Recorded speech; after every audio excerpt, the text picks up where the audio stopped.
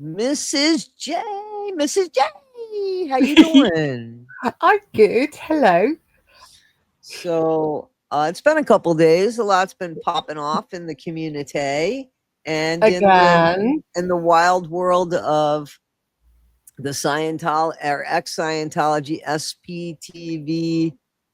Boy, wow! I mean, Yeah. it's not funny, but it's kind of funny, and then it's funny, but it's not funny, but kind of funny. Yeah, the irony of it being on a loop. That's it. Like, you know? That's a perfect way of saying that. Absolutely Yeah. so. Absolutely. So why do you think Aaron gets all the girls? I'm just joking now, but seriously, like when you see, so now and I guarantee you there's people, and this is not to his credit. I am not propping him, and I'm not trying to shame women. I'm trying to understand. So now there's 4 women that we know of, right? That there's been a pattern with, and yet I Yes. guarantee All you that that we know that there's been a pattern with yeah. yes. Okay. But there is at least 5. Okay, so but I guarantee you that there's women waiting or like in line trying to be with him. So what do you think that's about? Um, we look at how he lured Jenna and Lindsay. He went in, he sort of slid into Lindsay's DMs, but he Jenna was the king prize, well, queen prize I should say. So to woo, and what he's done is he's gone back to wooing. You're beautiful, you're amazing, you're the most fantastic thing. I can't believe you'd even think about looking at me. I I've think never felt this way before. I've right. never felt this way before. Love Yep, bombing. yep, love bombing. Yeah. But so they just disregard these red flags, thinking that they're going to Yep. be the one that breaks him down and makes him a sensitive man because they believe that he's capable of being that because he claims to be that. He gives them that spiel, more or less. Am I right?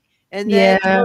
so they have hope that well, he knows what that behavior is. So we got to know if he knows what that behavior is, then he knows how to demonstrate it and act upon it.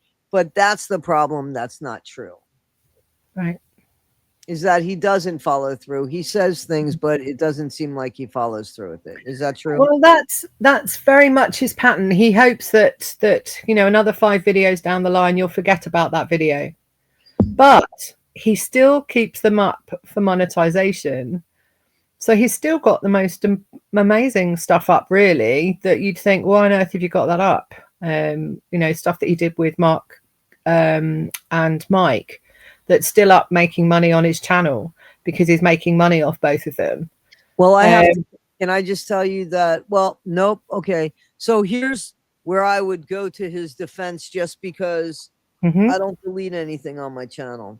Even if I No, that's right. He does, but yeah, he that's does where I delete. stopped myself. That's where I Yeah, stopped myself and went, wait, nope, okay. yeah, Because he does delete stuff off his right. channel. Yes. Yeah. I believe that So you it's can it's a leave pick stuff and on choose. to He knows show. that Mike and Mark are money in his pocket, so he will keep them up. Whereas he doesn't want the division or the women stuff up, so he deletes that so people don't know it's happened. Things like the I Sabag. think pretty much people know it's happened now. I think it's been so loudly put out there. You don't think so? Um, when I hear that a woman has, messaged Charlie Manson because she loves him, or messaged, um, Peter Sutcliffe, the serial R person over here, and Or the Danny Ripper, Masterson. Or Danny Danny Masterson, Masterson, right? Yep, yep. yeah, and so then it goes to maybe something like.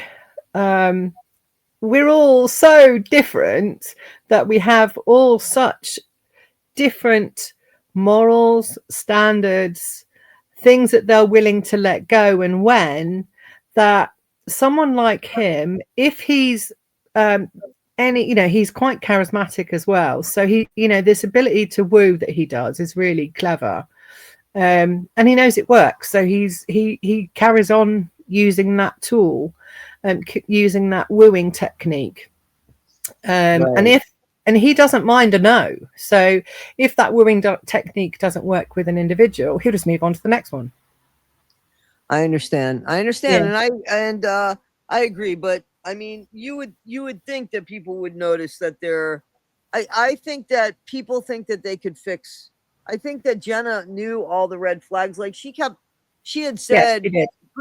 because she admitted, she had said previously that her friends warned her, everybody warned her, but you want to believe in people, especially if you see something and want to believe it. You know, like she Well, probably yes, he was wanted telling to her, believe it. I'm going to change the world. We're going to stamp out Scientology. You and me together are going to be an absolutely fighting force. We are going to absolutely slay everything that's been going on, because you and me together, we can rule the world. Jenna, in one relationship only ever, meets Aaron. The immaturity in that bit there created that situation. And Well, that's not he immaturity. That's knew. naivete. That's naivete. Or Yeah, sorry, ignorance not as no, well. yeah, sorry, Yeah. yeah. So yeah. And yeah, yeah. Yeah, and all of that, you're thinking to yourself, please don't do this, Jenna. Please don't do this, Jenna. Right, I'm going to have to say something. So I then tell all of the ex-Scientologists in the Discord group about the situation. This is 2 years ago now. So wait a And minute. I my just want to ask you a question because you brought up that Aaron says to her, "Hey, you know, you and me together, we're a perfect team. We could rule the world." Now, yeah, so wait a minute. So does Jenna want to rule the world? I mean, is Jenna power hungry like that? Because that's what it sounds like. That's why I want to very, clear this up. very good question. Now, if there are two things here, one, she's been privileged all her life because of a surname, and Yes. that doesn't matter about her being in or out of Scientology. Her name still absolutely projectiles her to the forefront. But is it because she's lived with this all her life, she doesn't know anything else, and what she says goes? Or is it, do you know what, I don't actually want to be like star of the show here, but I'm happy to support you if you do that, which I kind of think may have happened a bit. So you Where don't think so? Hang on a second. So what you're saying is that would be her attitude towards Aaron. You could be yeah, the star of the show and I'll just co-sign or be the co-star, or this bit's not. So I understand where you can't answer that question. So let me ask you this. yeah, There are people that know her that you speak with. So yeah, what is their attitude? What do they think of her? I understand where she could be spoiled, but very mixed, very you could, mixed. oh, okay, So because you you could have the pull private out side of whatever things mind where and she is, you know, what she was like in Scientology, which was, she was an absolute wolf, apparently, you know, rah. And then you see Meek Jenna, because that's all we ever see is Meek Jenna, don't we? Poor me Jenna is the one we all see all the time. So we don't know, because we only have online stuff, is did, you know, apart from people saying in various chat rooms here and everywhere, or, you know, she had a temper on her. We've only got what Aaron has said. Then there's, so it's like well, a, the only thing I think, Aaron, no, wait a minute, I should say it. wait a minute, Yeah, go on. wait a minute. Yeah. The only thing Aaron has actually said about her was that this is all I've heard, and tell me if there's more to it. The only thing I have heard him say about her basically is that she wanted the relationship and he didn't want the relationship. That's not, that's not, So what is it? not, So that's what I'm well, asking she you. split up with him it wasn't the other way around. But But she I'm kept telling you doing what, it. Aaron. Nope, that's not what I Right. said. What I Okay. said was, Aaron Yeah. this is what he wants us to believe. So I mean, that's what I'm saying. So what is it? What is it then, if you know? Well, I think it's a combination because she is a very complex character. If you think of her as a diamond, she's got loads of different facets to her, which has been created from the complexity of carrying the whole miscarriage thing forward, and that is just because she was born into it. Then you have your, is she like the rest of her family, you know, are in Scientology, who are absolutely, you know, awful, who were in, or is she really this, I just want to be with Aaron, I don't want anybody else, he's the man for me, let's have a family together and live our lives together, I'm moving to Clearwater. I totally think that she wanted that. You don't think she wanted that? No, I don't think she did. No. Okay. Why do you think that? Tell me why you think I'll that. tell you exactly why. Yeah. Because she has been humiliated at least twice that I know of, in a big, huge way, where her credibility has taken a hit twice now. And I don't know how she's going to recover by putting the shit out there online, taking it offline, getting back with him, putting it out there again, doubling down, and then taking it back offline. And I feel like, you know, you only do that if you got love in your heart for somebody and believe in them. You know what I'm saying? So that's what I Or think. you're really vindictive. Or she's vindictive. You mean she's got No, a I'm just saying that is another way where is she getting, where's her gain by her actions of revenge or vindictiveness? Well, when a woman scorned is a woman scorned, Toddy. I understand that, but what's happening now that she's I mean, what is she doing? She's That is, absolutely nothing to do with him. She has completely separated herself, and she's still putting out content. Yeah. oh, so they're not working together. No, but she's putting content out, and she has 100% quit the SPTV Foundation. And I need to say, I'm going to keep repeating it because she keeps taking out down streams that I do that say that. So I'm just going to physically say it, and I'm not going to write it anywhere. So I'm going to ask you allegedly, then put that allegedly, but you're pretty damn sure, because she ain't taking this down.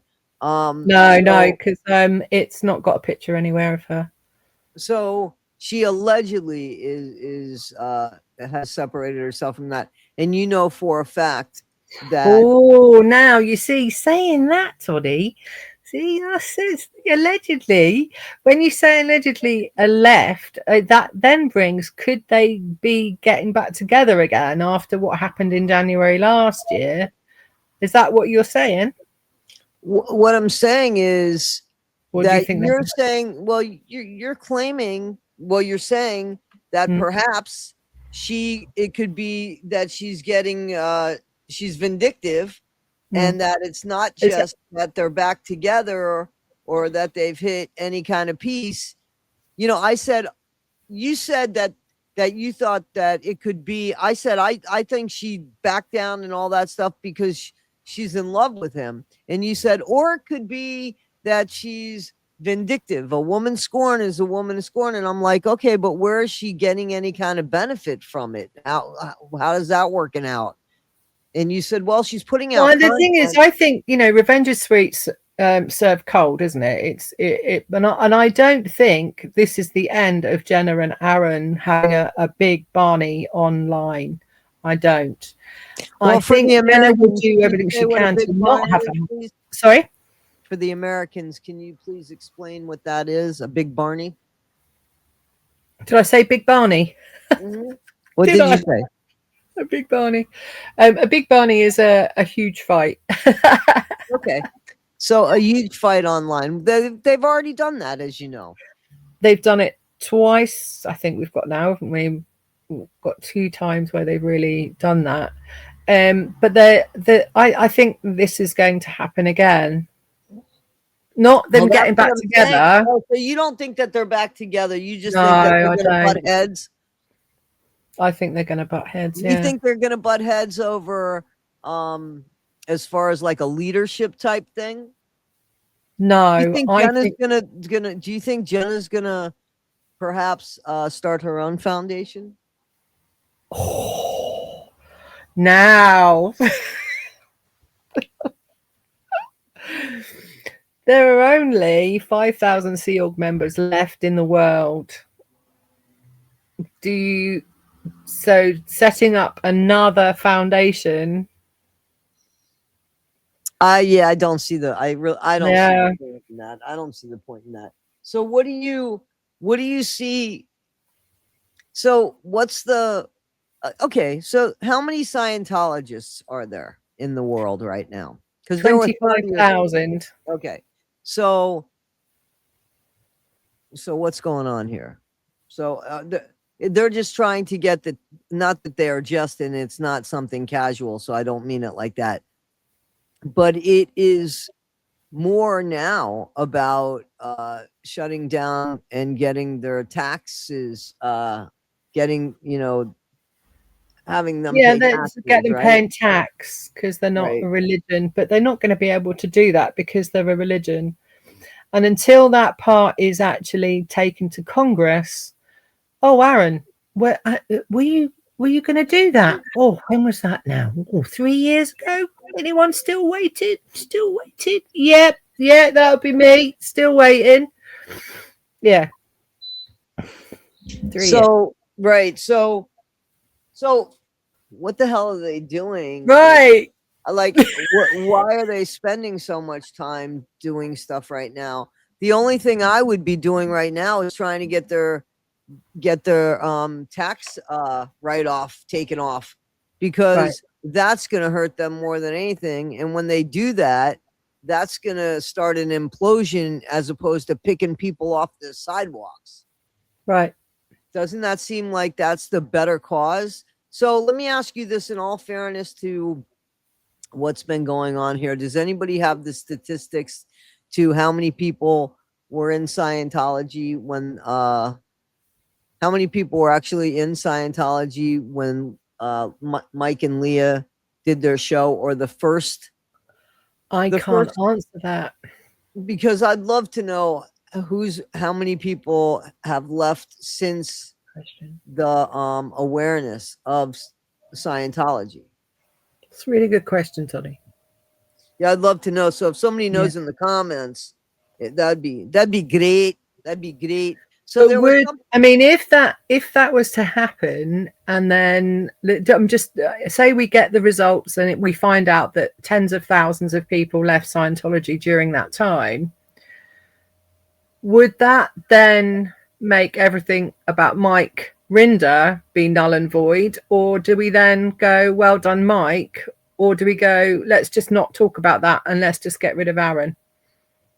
Well, no, I don't think it's I think that Mike should get credit, but I also believe that, unfortunately or fortunately, I don't care for Aaron, to be honest with you, as you know, but he could also be responsible for getting people out of Scientology. We know that he's definitely responsible for Reese.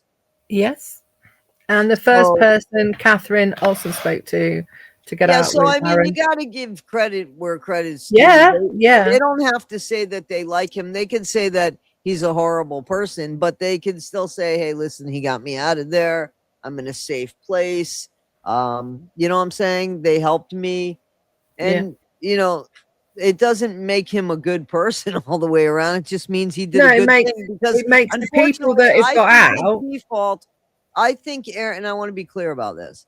Yeah. I think that I could lose my temper. I could be an asshole. But my default is I'm going to give you the benefit of the doubt, and I'm a pretty mellow person.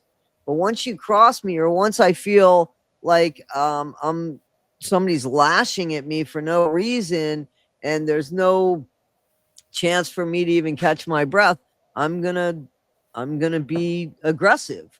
So, but that's not my default. My default is not that. But I think that's Aaron's default. And once in a while, he could be kind. You know what I'm saying?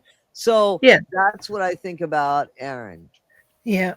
It is a good question though. It'd be really good to research that, and I'll do that. I will do that. I will research that, and next time we have a convo, I'll give you the results. That's if they're available. Yeah, I definitely would like to know. And I'd like to get it, obviously, as you would, from the most objective source possible, right? Yeah. So, but talking about comments, Yeah. you wanted to you wanted to read something, right? Well, if you could read it and I listen and we chat about it. Well, there was a comment by somebody, right? So On which on bit? didn't you said there was a comment in our comments that you thought somebody brought There up a point was. and there was something to correct, right? Yes. Yeah, it was a Hang on really one good second. I'm going to point. bring it up. I'm going to bring Yeah, it no up. worries. It was just it was a really good point, and it would be good to have a conversation about it because it's us correcting ourselves on something, or are we? The thing, yeah. So now, who was the one that wrote that? Rocks in a Box, right? Yeah, Rocks in a Box. Okay, so Rocks in a Box. Let me try to bring it up right here. So I'm pretty sure that that's it. Okay, so Rocks in a Box wrote, the jailhouse interview was on Aaron's channel, not Rabbit's. So she helped him make money while in jail with a thumbnail, Saint Aaron Smith Levin. That's what it said. Yeah. I'm asking. It was done on December 2nd, not a month ago. Please give the correct context or don't. It's your channel.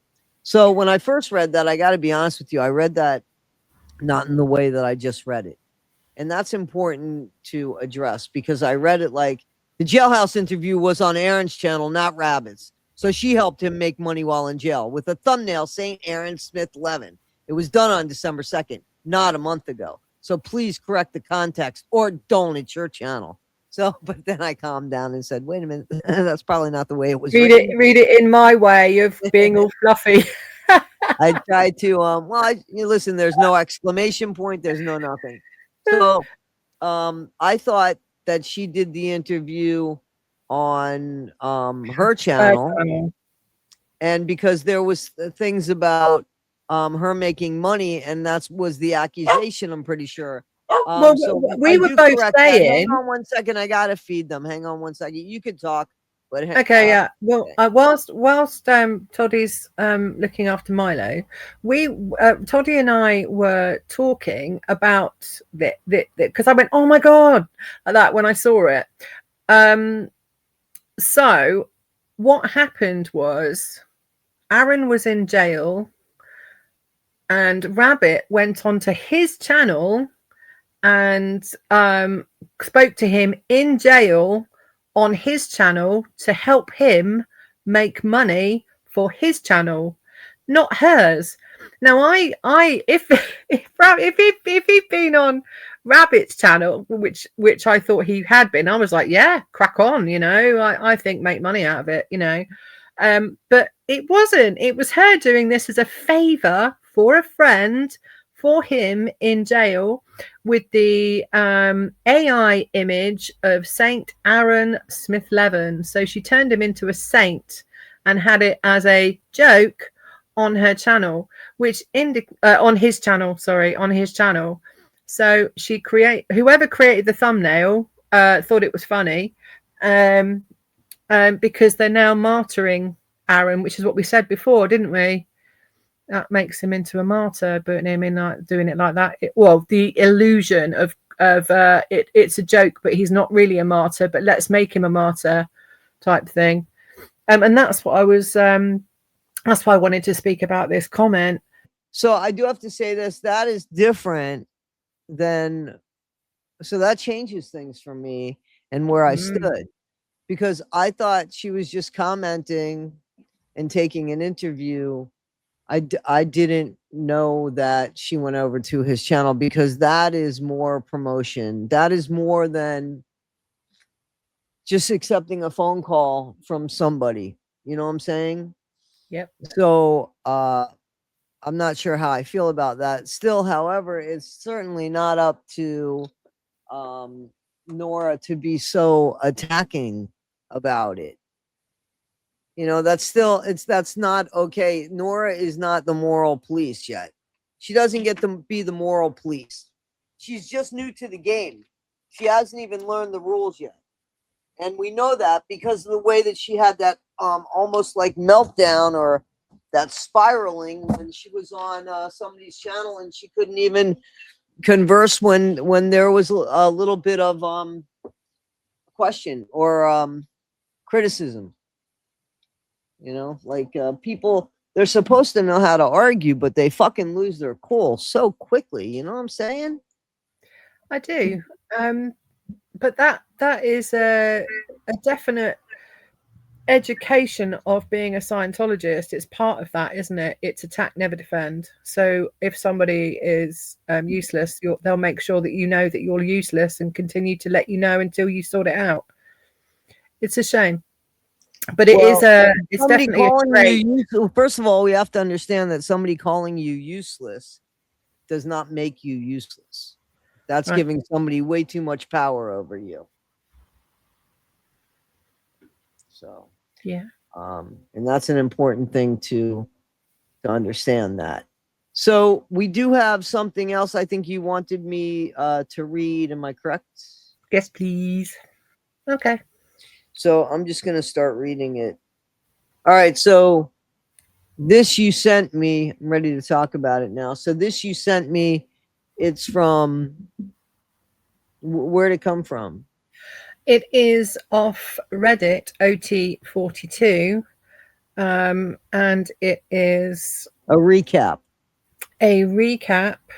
Of... So Aaron talks about the downfall of SPTV and warns he may face a new charge. And this was put out there. When was it? A week Monday, I think. Oh no, not even a week. I don't think. Is it? Is it a week? Are we a week? Yeah. 2 hours ago. So I don't know when you. Oh no, because I sent you that. That was right. Yeah. So that's what I'm asking. All right. Well, 3 days ago. 3 days ago. Okay, so so today's the 17th, so about the 14th. All right, so let me read this. Aaron claims it is come into focus for him that to reach his goals on YouTube, he shouldn't be using any of his bandwidth doing videos about other ex-Scientologists who really only exist for hatred and division, in quotes. He says his viewers know he embraces righteous indignation, but he has come to see that those videos are self-defeating to his mission. He claims that his mission is to be Scientology's worst nightmare and to be a prolific source of information about the family-destroying cult. He claims he's not going to answer any questions about drama. Well, he brought the drama to the table, right? Right. And so did Jenna, in all honesty. They both brought it to the table and dropped a bomb and kind of walked away. Is that correct? That's the way I saw it. So, okay. Yeah. And what I'm going to do is I'm going to drop that bomb, fuck off back to bloody San Diego, carry on with my life while 200,000 people have just been re-traumatized. So how's 200,000 people re-traumatized? Sorry, can we start that again? I'm losing track. 2 seconds. Right. What I'm going to just say here is, are you reading? I was at Aaron Smith Levin's bond hearing in person. No, that's not what I'm reading. Because I think I've given you the wrong thing. Yeah, you told me not to read that. I have that, but you told me not to read that. Yeah, sorry. I thought I'd given you the Reddit version, and I haven't. I've given you a different thing that I wanted you to look at for something else. Right. But I have so you don't want, that is a version, the Reddit thing. I thought you sent me, it was on Reddit, but maybe not. It says, we're going from, I had the opportunity to attend Aaron's bond hearing last Friday. I don't know that I have that one. Hang on. Because it's. Did I only give you this, the on? I'm going to look at it. Just hang on. I got to get to it. Hang on, because I deleted it. Okay, That could be where we're.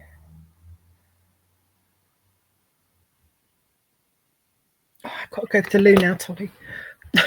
All right. It's okay.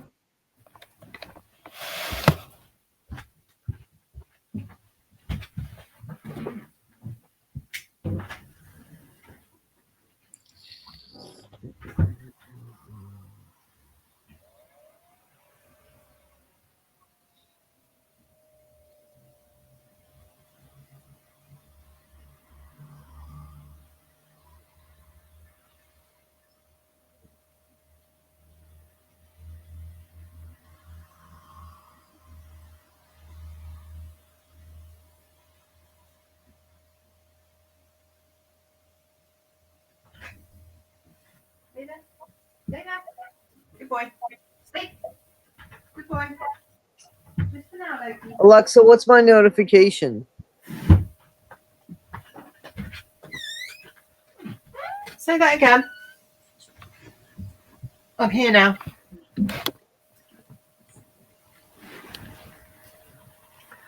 Fuck.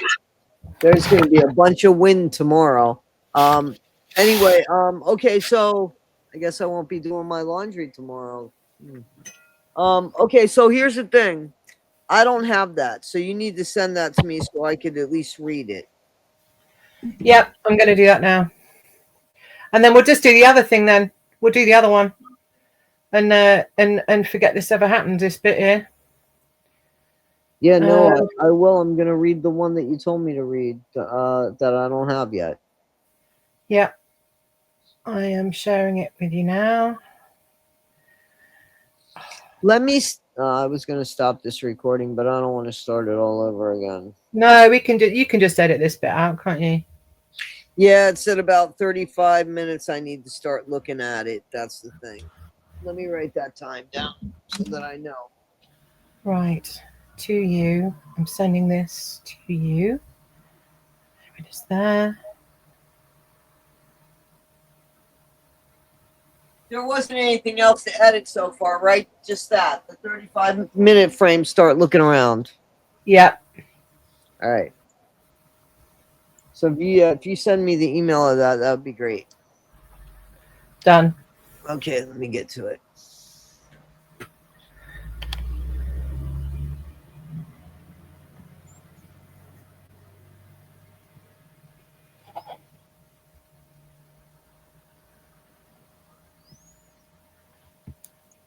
I didn't get. There it is.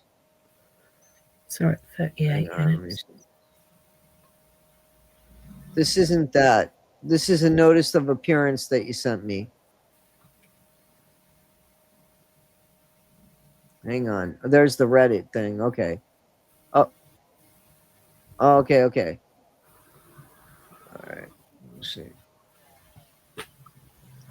Can you see me? No, but I could start. No, I can't see you. That's all right. But you could see. What do you see on the screen? I see you, me, and Court. Okay, so I'm going to start reading it because this is what you wanted me to read, right? It is, yeah. So we're at 38:47. Okay, so 39. Remember that. Yeah. Okay, I'm ready to go. All right. So this was what am I reading here, Mrs. J? That You are reading from Reddit OT42 on Reddit, and it is about what actually happened in court the day Aaron Smith Levin left jail. Okay, let's read it. So this is somebody that supposedly attended the court. Yes, they put in photographs to confirm that they were there. Okay, right. Okay, I get that. And I'll go ahead and do that. Okay, I'm going to read it. I had the Cool. opportunity to attend Aaron's bond hearing last Friday, and I thought it would be useful if I shared what I saw with the community. Aaron often tells stories about himself in an ex I can't pronounce the word. Ex ex ex col Exploratory. Nope, it's exculpatory. Exculpatory. Okay. Yep, let me just say that. Himself in an exculpatory way, and usually they drift towards the You see why I did want to read it? well, better I embarrass myself toward the laudatory. Let me keep Yeah. going. Drift toward the laudatory in his many retellings, like a kind of narcissist inflation. As a former fan who was put off by how shameless his self this is fucking. I hate people that write like this. This is somebody that just wants to show off. I'm just fucking. Why do I need to look up 3 fucking words in one paragraph? I hate that. I'm just gonna tell you, whoever wrote this, I'm serious, because it should be inviting for everybody. I shouldn't have to look this shit up. I I don't gotta even, confess, I have condensed this on my channel on a video, but it's a cartoon, not anything else. So well, there I is want to a look up the fucking word so I can see what it is. so self aggrandism. I don't know. Let me read it. Increase the power, status, or wealth. Enhance reputation. Aggrandizement. It's because this person's English. That's why. This person's your country. You should be reading it. To be honest with you, this is British. That's what when you look it No, up, not it with a says Z it's in it. British. No What? Z's in our writing.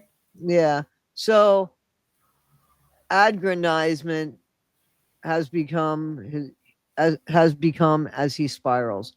I wanted to see for myself what actually happened and not just rely on his spin. Disclaimer and things to keep in mind for people who aren't familiar with court. This was a block of hearings. There were a myriad of low level hearings about everything from asking to get an ankle monitor removed to a bail hearing for a different battery, in addition to Aaron's. It is normal and expected for his hearing to be at the very end, as it was easily the most complicated, and those incarcerated always get last. Scientology lawyers were there, but just observing from the gallery. This is a criminal case, not civil. Also, keep in mind that while I tried my best, I'm not a professional stenographer, and unless statements are in quotes, they are paraphrased. And yes, I had permission from the police officer running the information desk to take the photo. Aaron's legal team, I'm sorry, Aaron's legal issues TLDR as of 12/5/25. Aaron threw colored chalk, holy powder on a Scientology security guard while protesting and got a battery charge. Later, after bailing out, he received another battery charge after an altercation with a different Scientology guard. That was all in the same day after bailing out in the same moment that happened. Like before he even got home, did it happen all in one day? No. Okay, which violated the terms of his bond and resulted in him being incarcerated for 3 weeks. This hearing was to see if he could bond out again. I know that it happened, but that kind of gave you the impression that it happened right after that, I thought. Aaron has 2 lawyers for his misdemeanor charges. I will refer to them as Lawyer 1 and Lawyer 2. Lawyer 1 is his original lawyer who represented him at the last hearing and who Aaron and Jenna complained was underprepared. Lawyer 2 is new for this hearing and was hired by Jenna. Courtroom doors were closed. Jenna's confirmed all of that too. Yes, she said that on her channel for Yeah. sure. Yep, I heard that. All right, let me get a sip of water here.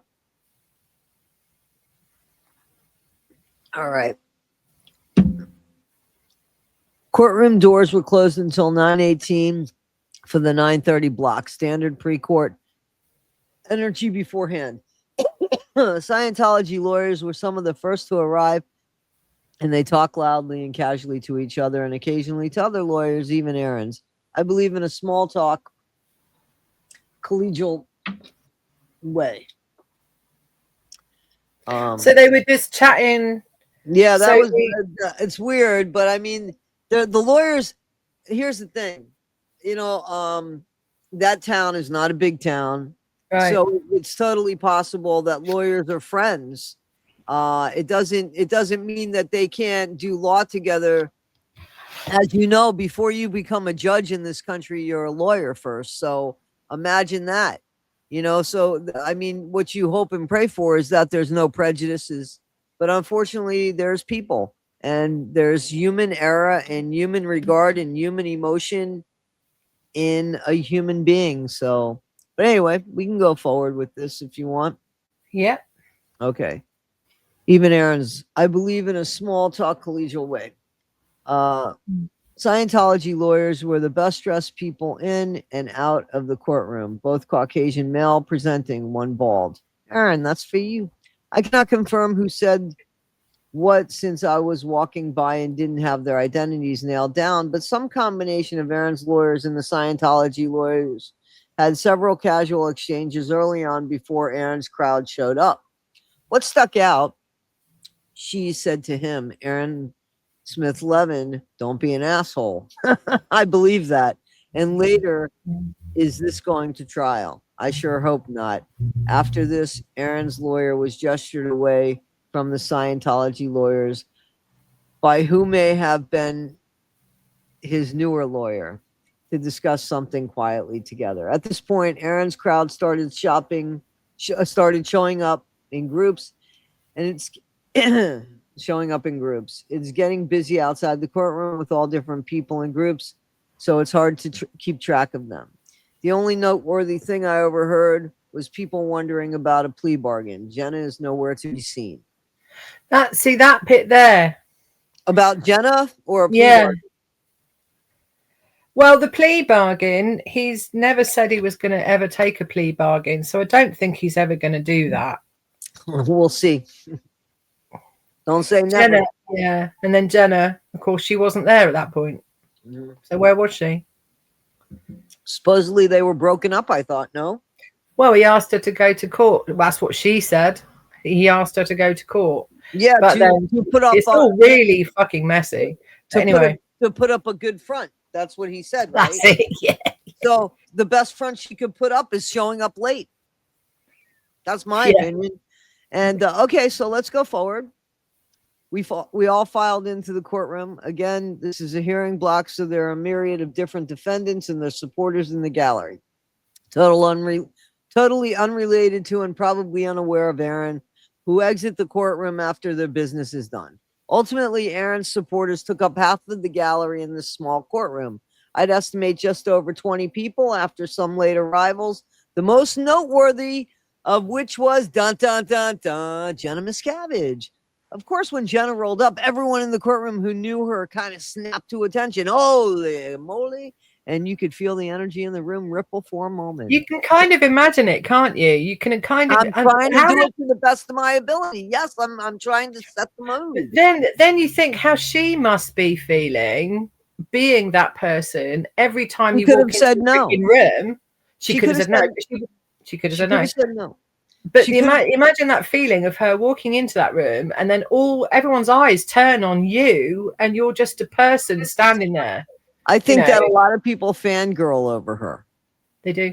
You know what I'm saying? So I think she's either, if she doesn't like it, the last thing for her to do is go online. I'm just being honest. I'm not trying to be rude, but if that's the last thing, then I mean, if that's so much so that you don't, then stay off a line, in my opinion. Because I think she wrote that book. And I think the book has done a lot of wonderful things there. I'm sure that she's responsible for some leaving because of that book. You know what I mean? And, she's paid a lot because of the last name. And people should understand that. How much does she have to pay because of her last name? And she didn't give it to herself, She did. Well, she put it back on herself, didn't she? Because she was just Jenna Hill. I don't know. When did she put it back on herself? When she got divorced, she got put her name back on. Well, maybe there's a reason for, I don't want to go there. That could be a personal reason for that. That could be because of her uncle that passed, Ron. Didn't she have a grandfather? Huh? Her grandfather. Oh, her grandfather, Ron. So maybe she wanted to make sure that there was a Miscavige name outside of Scientology. We don't know the reason for that, right? Yeah. All right. So let's go. Let me see. But yeah, I wouldn't want people to snap at attention because of me. I would do everything in my power to make sure that they knew that that makes me uncomfortable, and just I would engage and be inviting with them. And but I only know Aaron it from has my own dropped her, experience, right? I only know but it from my Aaron, own experience. Because of Dad, the way Dad was, every time we walked into a room, people stare at you because of who your right, dad is. right, It's right, right. really uncomfortable. It's really unnerving. And I relate to that feeling that she probably had at that point. I really do. And Um, I can understand that in a much smaller way. yeah. Because my dad had a nationwide company, and one year he had his annual, whatever it was, annual where they'd come and stay and in hotels and do these team buildings and then have this huge thing. So one year, like all of my dad, all of us went, and it was kind of weird about that. And even with the tennis events that he would sponsor, you know um with the tennis players there, it was kind of weird. So I get that, but the best thing I found was, just be who you are, because that's it. And I was really proud of my dad, because as we know, and I've said it publicly, my dad had some problems at the beginning, and he was an incarcerated man, a little criminal he was, and he ended up being a really good businessman that did really well for himself Cool. up until a certain point. Anyway, so let's go forward and just say that if it really bothers Jenna that much, we know that Aaron helped propel this online, so uh, she knew that that was going to happen online, and she talks about her channel now and everything, and Yeah. wants to promote her channel. So I don't know, but maybe she's used to it. Maybe it doesn't matter. I don't know. Okay, conspicuously, let's go. Okay, wait, I gotta find where I was. Okay, so We're on, of course, when Jenna rolled up. okay, where is it? Of course, when Jenna rolled up, everyone in the courtroom who knew her kind of snapped to attention, and you could feel the energy in the. I already read that with great Yeah, I'm just bringing it emphasis. back to that. Okay. The Scientology lawyers were particularly interested. In fact, before Aaron's hearing actually started, Jenna seemed to be the only thing they were interested in. One of them had a legal pad. He only took 6 or 7 notes before Aaron's case, and every single one of them was simply tracking Jenna's movements, entering and exiting the courtroom with timestamps. Can you imagine that? Can you Yeah, imagine because having that on you? well, it's not about me. It's not about I me. know, but Well, I've had that on me. That's why. we just talked about that tiny little feeling you had when you had to sign up, and it was But really I was in weird. the witness protection program, so I've had people do that to me. But I was a kid. So, I mean, I want to answer these as honestly as possible. And I know that you would never expect me to say, well, I could relate to that. But I was No. a kid, not as a grown adult, with somebody like watching me and making sure I wasn't doing anything against the program for as long as they had to do that to make sure that I was in all the way, I guess. But And then those notes that have been made on her there are then sent directly to David Miscavige, who then reads up on her and has okay, that. so that I cannot relate to. I cannot relate to that. Yeah. So to have my family spy on me like that, no, I can't relate to that. And so that's where it becomes very personal, right? That's where it becomes very personal, because I believe, isn't she the only Miscavige now that is on the outside? I don't know the answer to that. I think there's more, but I'm Okay, I well, could, it'd be great if she had the support of family, but oh, she's got family out. Yeah, her mum's out and okay. everything. Yeah. Oh, okay. Look at, so she's pretty fortunate in that, but Listen, my only problem with Jenna, and it's personal. I'm just going to be honest with you. And I have no business in even saying it, except that she's put it online. So here's where Nora and I would agree. Jenna knows 1000% who Aaron is. She has put it online. She has not read from a script. She has read from his playbook without having to open it, because she's seen the same behavior the other women. So we see the pattern.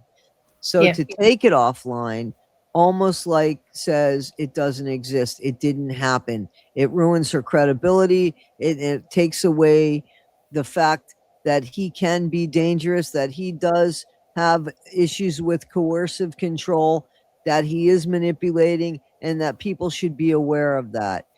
She accepts him back, which is unfortunately the way relationships, Yeah. some relationships are. They're not very healthy ones, but again, Jenna, this is her second relationship. I think it's naivete as far as immaturity, because she just doesn't have the experience. But she does now have hindsight to realize she's not going to change his behavior.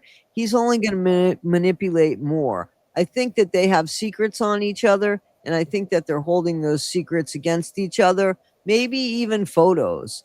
Who knows? Maybe photos of each other that would be private photos that couples would share. I would never fucking share something like that with anybody nowadays, because look at what happens, but especially Right. with somebody Yeah. that that's in their toolbox, because that's Scientology. So I totally believe that there's something like that going on. But Right. we can continue reading on. You ready? Yeah. As I said before, typically at these block hearings, they'll start out rather full in the gallery and then empty out as court goes, through the hearings. It is unusual to come and go, and Jenna did this several times, each time sitting in a new spot on Aaron's side of the courtroom of the gallery.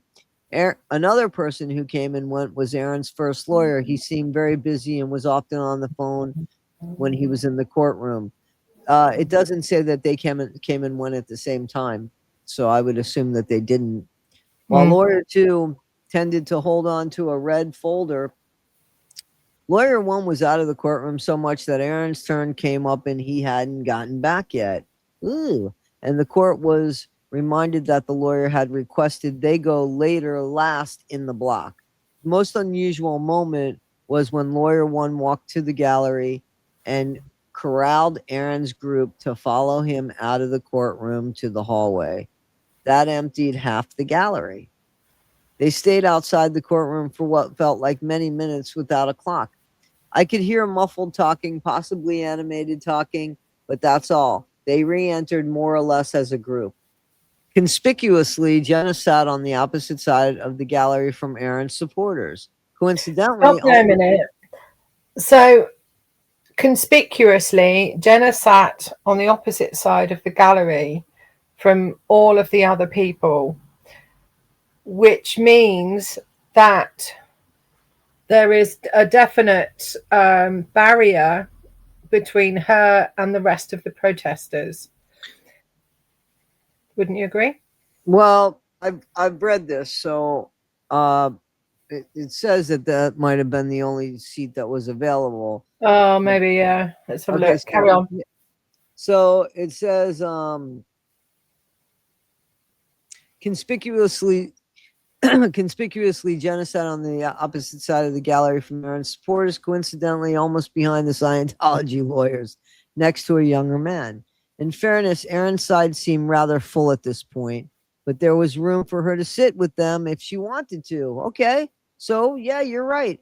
Again, if it was a small courtroom, it was a small courtroom. Either way, this is where she was seated for the remainder of events. So she'd rather sit with On the the opposite side. Scientology lawyers, than with Aaron's team.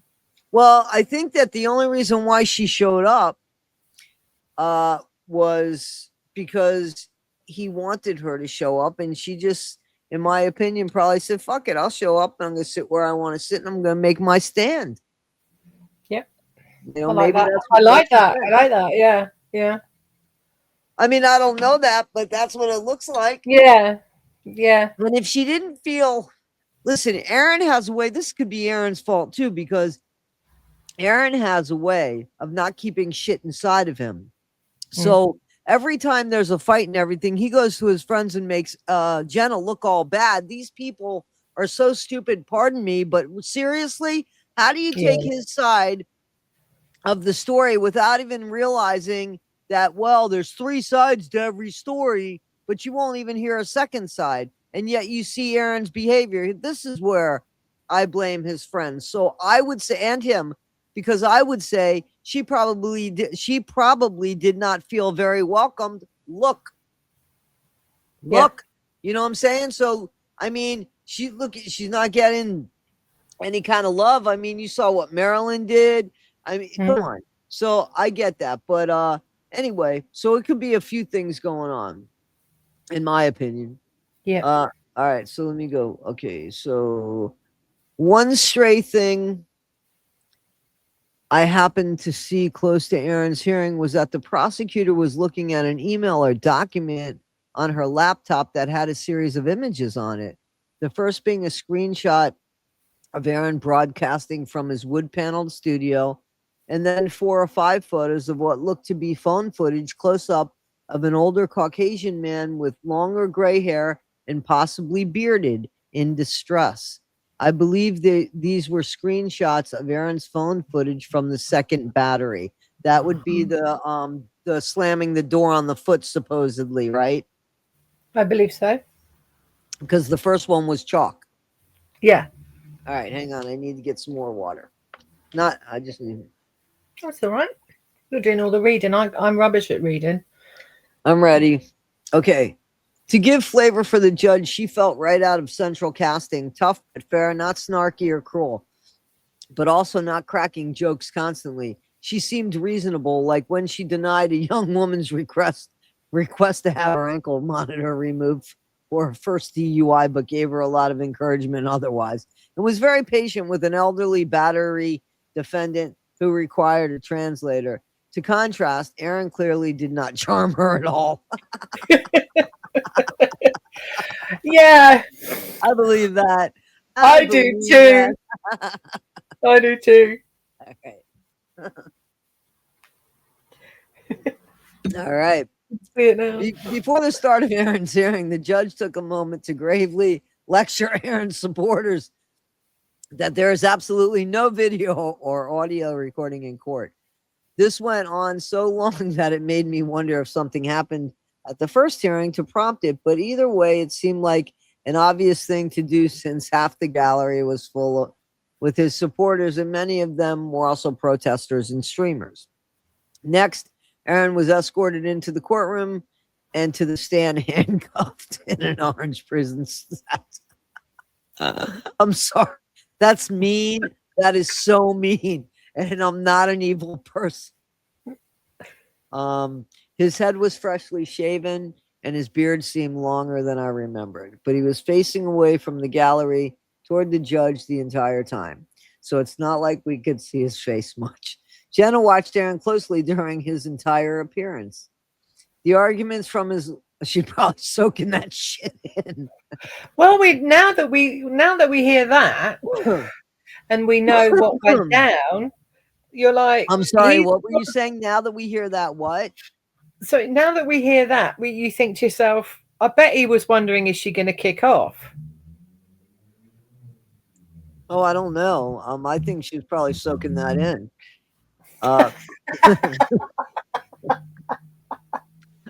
It's too bad she didn't have one of those meta cameras on her glasses. You know, those meta glasses that could probably take. Yeah, I was going to say, yeah, the glasses, yeah. The arrangements from his attorneys and the prosecution began. Lawyer 1 took the lead here.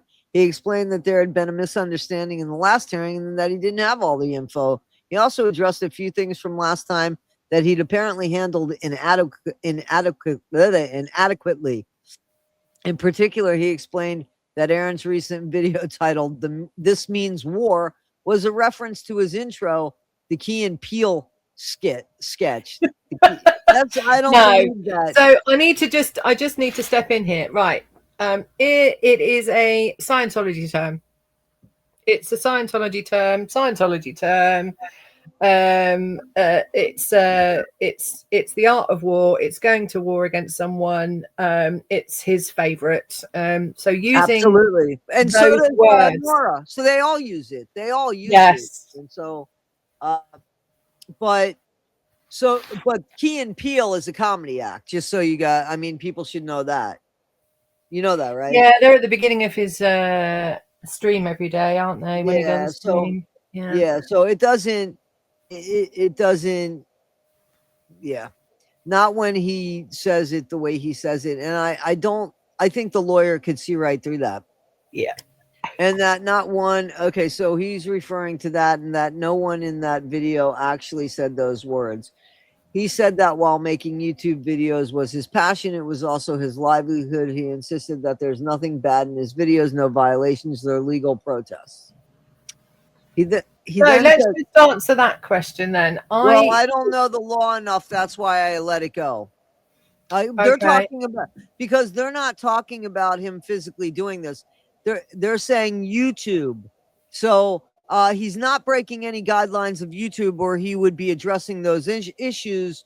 Right. Because that's what I'm saying. He insisted that there's nothing bad in his videos, no violations, they're legal protests. So he hasn't gotten any violations that I guess is stuck, which I don't think is true. I think he said he's gotten violations in the past, but there might not be any current ones, in all fairness. And the legal protests that he does online, they might be legal protests. I can't comment on that. So that's why I let that go, because that's a YouTube thing. And I would think, you know what I'm saying? The legal protest. So the legal protest, I am going to pick up on it. But that's online. You know that, right? We're talking about that online. Yeah. Okay. But he goes there physically. So you're right about that. Go ahead. Yeah. There are legal ramifications to the way in which he protests. There are things that you follow and laws you have to follow when protesting in the United States and here in the UK. He has overstepped the boundaries with those, and that does need to be pointed out. I think that we're splitting hairs here. Can I just tell you, because okay, they are legal protests. They are. Here's the problem. He doesn't always do things legally. So his protests were legal, but him throwing the chalk in somebody's face was a battery. But the protests themselves were legal. And that is the truth, right? But his behavior is and that's the problem. But the good thing, okay, so there's a good and a bad here. The problem with it being online is that people are saying, oh, well, that was just a protest. But then they're seeing, well, now he's in court because of it's just a protest. So it kind of has a double-edged sword to it. And right now, I think the other side's winning, because he just spent how many 3 weeks in jail? I'm gonna listen to that and say, yeah, I can totally see what you're saying there. And yes, the legal side of it with the protesting, I'm hearing you say what you're saying there. Yeah. Okay. All right, let's go forward. He then said something that I found shocking, and apparently the Scientology lawyers observing in the gallery did too, I bet you. Because when lawyer one claimed that the SPTV Foundation has helped 50 people, Scientology lawyers both stopped their copious note-taking for a moment and glanced at each other with surprise. I really hope Aaron did not jeopardize any of the ex or under-the-radar Scientologists at his foundation. Well, that is also something that is cropping up in the chats around the anti-Scientology movement. We've also heard him say that. Well, folks are scared to actually go because they're worried that their information is going to be put online, because they've seen 4 people who have gone to the foundation, their stuff has all been put out online, so people are concerned about this who are ex-Scientologists who are also Scientologists under the radar.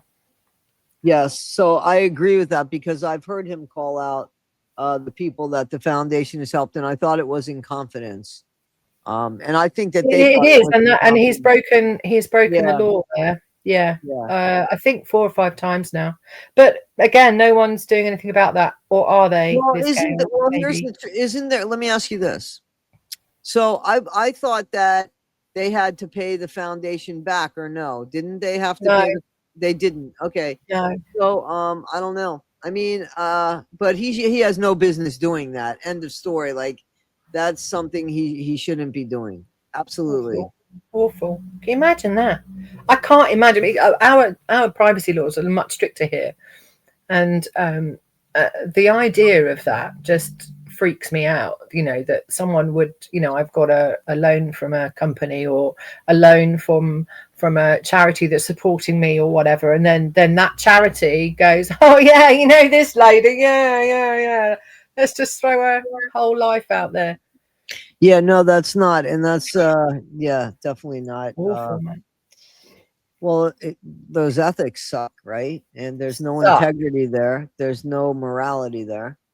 All right, the judge appeared skeptical. She made it clear that he has a right to protest, but he has no right to violate his no contact order by skirting it and shoving phones in people's faces and cornering people into escalations and possible injury, which is exactly what he does. Her concern with is that he is creating these situations that lead to him violating his no contact order. The prosecutor found further problems with the This Means War video, pointing out the falsehood that while Aaron and his team have claimed multiple times that he has no control over his channel while in jail, he later admitted to giving input for that video title. Woo, Aaron got caught in a lie. Well, there's been so many. I mean, Nora did a very good job yesterday exposing his lies on a couple of videos. Very well done. That we would spot as people who have been observing this. But if you're an Aaron fan, you wouldn't see the lie because he's like this saint. That's where Nora needs to stay focused, in my opinion, right there. Because that's going to make a difference, in my opinion. It's going to make a difference. The state argued that Aaron is showing acceleration, basically, behavior through these calls on his channel, and that he hasn't grasped the seriousness of his charges, and I agree with that. The prosecutor read into the record of a bunch of quotes that Aaron has said on his jail cell calls that are either generally inflammatory or defamatory to the court to show all of this. If you watched any of his jail era streams and heard something that you thought sounded bad for his case, it was probably quoted. The accusations that the judge is prejudiced against him, that the prosecutor is new and doesn't know anything, revealing his desire to put Scientology on trial instead, etc. A lot that is read out here. After that, lawyer one said that encouraging. Can we just let's just pause it there. Because I'm just digesting what you've just said there. So that must have taken a long time to read it all out. Sorry, because revealing his desire to put Scientology on trial instead was him trying to flip the script. Could that be gaslighting? Could that be him doing a Darvo again? Could it be? I don't know what's up that guy's ass or in his head or anything like that, to be honest with you. I think that sometimes he actually believes this shit. I mean, so he thinks he's fucking Superman, but he has like the worst behavior.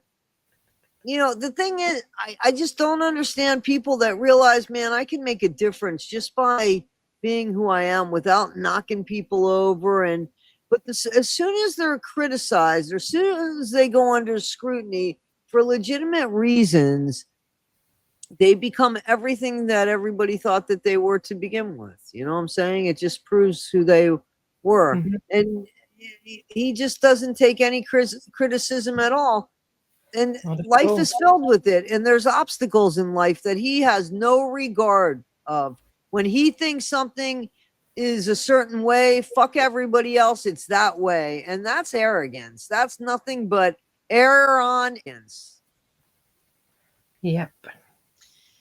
All right, you want to go forward? Yeah. Thank you for did that. you want to add anything to that? I'm just going to quickly. I want to really home in on that. Just reiterating. That's all this is. That so much was said in court that a lot that you would think of him doing and saying has been said, is what I'm reading there. Are you agreeing with that? Is that what you're hearing as well? Reading as well? Just want to make sure I'm right in what I'm thinking. Say again what you're getting out of this. Right. So the things that we have talked about on his behaviors and his absolutely. lies, That's written all over his attitude and everything. It's written all over the place. Yep. Yeah. I get flashbacks to what he was saying about his behavior in court when he was doing the Danny Masterson trial and how he tried to blow smoke up people's ass about that, like nothing was going on. In the meantime, people heard how loud he is. He doesn't have any kind of control over his own behavior, and that's what causes him half of this shit. But then again, and then blames other people for their behavior towards him. He causes the action, but he blames the reaction. I agree with you. Every time. Let's go. Yep. Yes, he does. At this point, lawyer 2 stepped in. He was clearly very new to the case, admitting that he was still getting up to speed, but that he had spent time talking to Aaron this morning. He said that Aaron has nothing like waiting until the last minute. He said that Aaron has been protesting for years and he understood how to do it properly. Well, apparently Stop that. That's a lie. That's a lie. A lie. Absolute lie. He hasn't been protesting years. But if you go under Aaron's hat, it's years because it's 2. But he's only protested once a week on a Friday. They all have pizza, have a coffee, put signs on the floor, get 2,000 people watching it, and go home. Yeah, but here's the thing. What I said, apparently not. So did the judge, which prompted the judge to interrupt with apparently not. He's telling people that he doesn't understand with some of what he said on his calls. Lawyer 2 talked vaguely about his case and emphasized that there was no violence, which the judge corrected him that there was. With the violation of there was, wasn't it? He threw the powder, didn't he? And also the door. So this is what she's talking about. Corrected him that there was, with the violation of his contact order with the second bail charge. She said that Aaron walked by a building, Scientology Visitor Center downtown, and then when the door was open, he walked back to the building and started shoving his phone in someone's face and put his foot in the door so he couldn't close it. So there's Aaron again looking for shit, but again, he's not going to put that in there. He'll put in his video that he was there, but not that he went back there to look for shit. And that's Aaron. The judge continued with some pretty excruciating comments about Aaron's actions. Is that how you pronounce that word? Because this person is from Britain. It boggles my mind. The judge continued with some pretty severe criticism about Aaron's actions. It boggles my mind that he's talking on a phone, doing it to get good content for his channel, which is fine, but he's profiting off of it, which I have little sympathy for. She essentially acknowledged that he is using his time in jail to publicize and bring traffic to his YouTube channel for money. Woohoo! Despite what he says to stir up his masses, that's the biggest thing that I'm concerned with. She acknowledged the defamatory statements he made about her and the court. He's an idiot. Why would he say something on a fucking recorded line? And said that she was tough, has heard it all before and doesn't take offense easily and wasn't bothered by them. Lawyer 1 acknowledged Aaron's frustration with the process. But too bad. Why you gotta, nothing special for you, buddy. The judge then says that he'll be let out. Isn't it funny though? Because he He's pissed kind because of thinks that it is. He's pissed because the judge saw through him and said, "Stop it," and then said again, "You haven't stopped, so now I'm going to make sure you stop it. I'm going to teach you a lesson." That's You can see him sitting there huffing, can't you, with his nose? You know, he goes. I can see him sitting there turning red and stomping his fucking feet. Yes. But he was getting out, so he was probably happy, doing a little dance, right? That's probably why he was eyeing up Jenna at that point. Who knows? The judge then says that he'll be let out. She lectured Aaron about freedom of speech, that he can say whatever he'd like about the court. He can protest, but he must have absolutely zero contact with the victims. Prosecution asked for 1,000 feet away and a GPS ankle monitor, but the judge denied that, saying that she doesn't want pre-trial to have to measure every building in Scientology for the monitor, and that Scientology themselves are already very closely monitoring Aaron for any violations. It's an interesting point, that, isn't it? That Scientology are watching him closely, and when we saw that thing happen with the old guy going up to him and he stole the phone out of his hand, when you hear that, you think, was that person there on purpose to do that, to just not do anything, and then Aaron goes towards them to actually listen? If Aaron just followed the law, and I don't feel sorry for him, because he did that to Sky Daily. He aggravated the situation. So if they are entrapping him, then he's an idiot. Just stay away. Fucking stay away. You don't have to worry about it. I mean, you're talking about stay away, though, Toddy. He's got to make money somehow because his channel's tanking, and the only way to talk about Scientology, he could still talk about Scientology from his home. He could comment on Streets if he wanted to, because Streets still does it. Could he do all of these things? He could do, but no, it's much more money and many more people watching as he makes a fool of himself in blue shorts. Yeah. Okay, so let's continue on. One of my favorite lines in that blue powder video was when when he'd been going on and on about having thousands of gallons of water poured over him, quote. And then but he said hundreds, and it was really, there was nothing poured on him at all. No. And then it goes up to the police officer, and the police officer says, "You're wet," and he said, "Oh yeah, I'm just sweating." So he could have, that could have been his moment and said, "Yeah, they poured water over me." Yeah. Oh, anyway, sorry. All right. So she lectured Aaron about how persuasive Scientology is and warned him to be careful, emphasizing that they have a lot of video footage, all things he obviously already knows. The terms of his but doesn't pay attention to. The terms of his bond were the same as before he violated, except that he'd be on supervised release, which I took to mean something akin to probation with check-ins, but I'm not sure.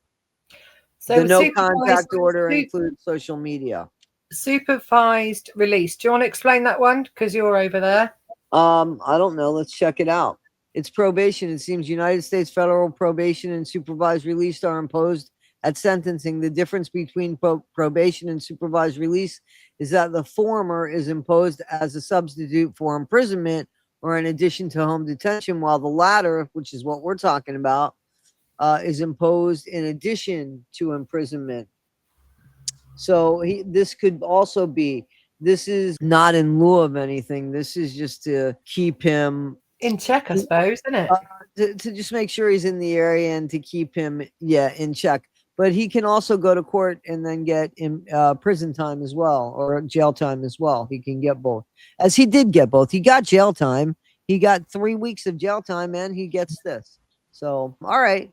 Finally, she made clear that telling a third party to violate his contact order, his no contact order, is the same thing as him violating it himself. If you go on YouTube and tell people to make contact with his alleged victims, that's a violation.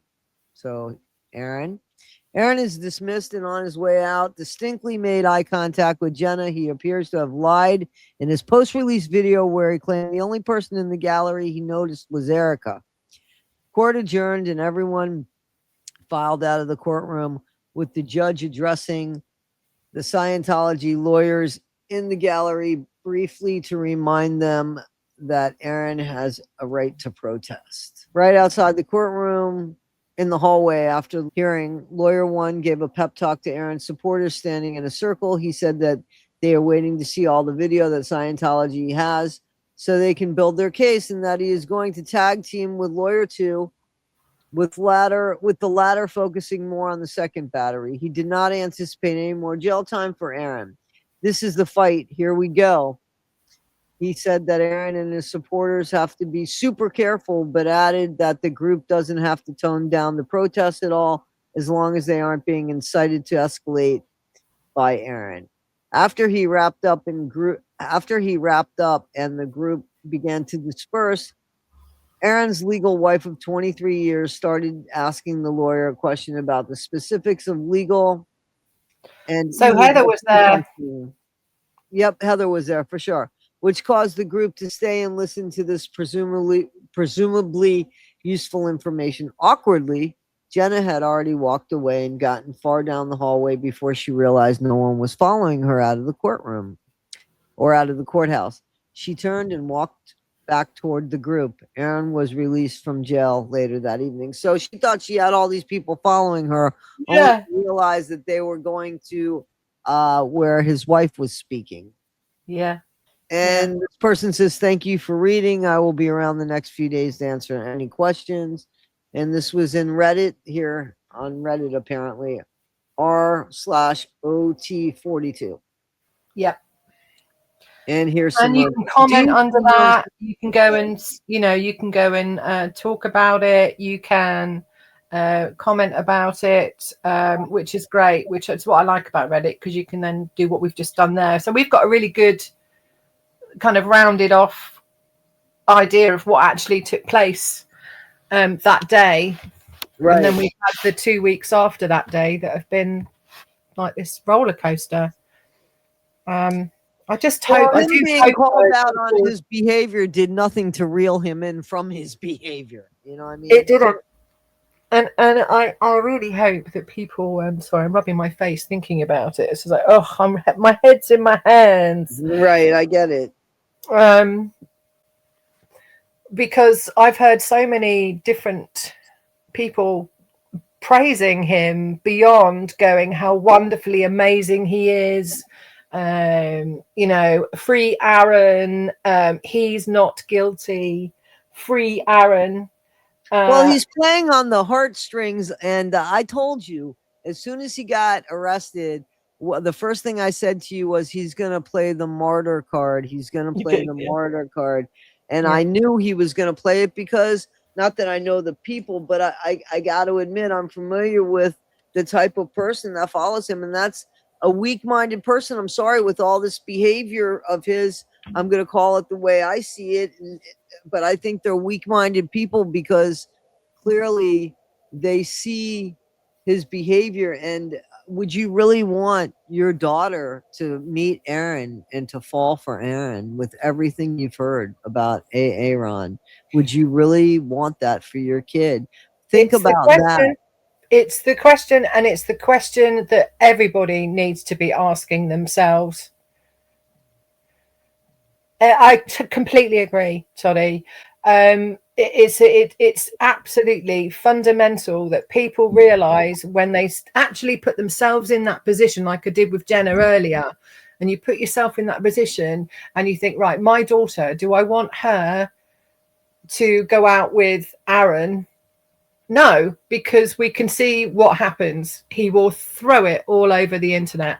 Well, what he does is he destroys, not just that, but he destroys confidence. Yeah. He destroys confidence and the spirit of a person. He is worse than a vampire because he more or less verbally, I think, beats it out of people. That's Scientology training 101 there, though. I recommend that people go and have a look at various locations for videos on things like the cigar bar, going and looking at that video with him. Just type in some cigar bar and Aaron Smith Levin and see what comes up. Go and look at the data breach that he did, trying to get secrets from Scientology. Yep, check that out. Yeah, that's well worth checking out. And also you'll check see out- how this fits in. Plus, when and you the look body back, cam footage and the body right, cam footage in Clearwater. in Clearwater at the bar with Sky Daly and Yeah. Aaron Smith Levin. That one's an interesting one because you listen to the wording, what he says to the police officer, and listen to what he says in the last two conversations to two different police officers. They sound very, very, very similar. Sorry, that's my phone. Yep. They sound very, very, very, very similar. And it's really important that you hear that. We talk about patterns a lot. Because I'm on the spectrum, that's just how it is, and I see weird patterns and stuff. Things like the word destroy, the word killing me. These are classic trigger word. Yes. And he uses these phrases. That's killing me. That's destroying my reputation. That's destroying my heart. Yeah, his wordplay is very very good. It's all right. It's very intentional. His wordplay is very intentional. Very. All for manipulation. Right. And that is when you train as an auditor, you know how to pull out information and also do the opposite. So present, to try and pull out you're deceiving somebody to try and get information from them. Right. Which is what he does. He deceives people to get people to love him. Yep. I agree with that. Mrs. J, I think we got somewhere here, and I'm going to go ahead and make sure that people can read this on their own so they don't have to take my shit reading of it. And I thank you for sharing it. It's better than me because I read the word and then say it. It's like a weird thing in my brain. So I'm slow. So it really helps me that you did that. But I've sent you some stuff to have a look at and make a decision on what you want to talk about. But yeah, definitely. A chat in a few days. As I said, make hay while the sun shines. I'm well enough. All right, then. So we're going to end this stream here and wish everybody a great holiday season. Those people that are celebrating. You can find me on the one and only Mrs. J. I'll have descriptions below. And I'll have in the link, I'll have descriptions in the link. But I do want to wish everybody a very happy holiday season. And thank you for joining us in this episode, which is part 4 of Scientology debacle or SPTV debacle. I think, it's a SPTV debacle, isn't it? There you go. All right, guys. We'll see you on the next one. Bye.